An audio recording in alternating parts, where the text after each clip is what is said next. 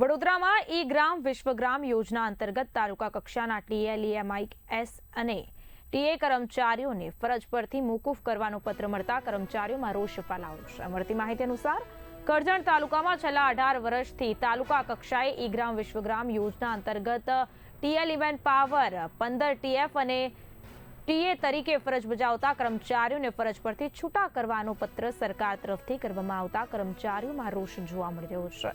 કર્મચારીઓ દ્વારા વર્ષોથી નિષ્ઠાપૂર્વક રાજ્ય સરકાર અને કેન્દ્ર સરકારની વિવિધ સેવાઓનું ઓનલાઈન અને ડિજિટલ કામ કરવામાં આવી રહ્યું છે, ત્યારે અચાનક ફરજ પરથી મોકૂફ કરવાનો પત્ર મળતા કર્મચારીઓમાં રોષ ફાટી નીકળ્યો છે, જેના વિરોધમાં કર્મચારીઓ દ્વારા તાલુકા વિકાસ અધિકારીને આવેદનપત્ર પાઠવી વહેલી તકે આ બાબતની કાર્યવાહી કરી છૂટા કરવાનો પત્ર તાત્કાલિક ધોરણે રદ કરવામાં આવે તેવી માંગ કરાઈ છે।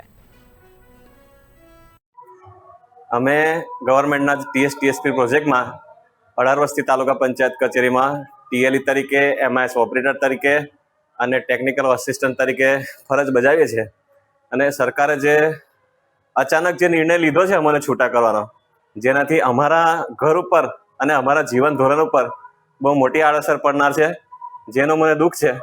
સરકાર અમારી આ વાત સાંભળે અને અમને ફરીથી નિયુક્ત કરવા માટે કંઈક યોગ્ય પ્રયાસ કરે એ માટે અમારી સરકારને માંગણી છે। કયા આગળ તમે ફરજ બજાવશો? કેટલા કર્મચારીઓ છે? અમે તાલુકા પંચાયત કચેરી કરજણ ખાતે ફરજ બજાવીએ છીએ અને અમે 6-7 જેટલા કર્મચારીઓ છીએ। કઈ કઈ સેવાઓનું તમારા કામ હોય છે?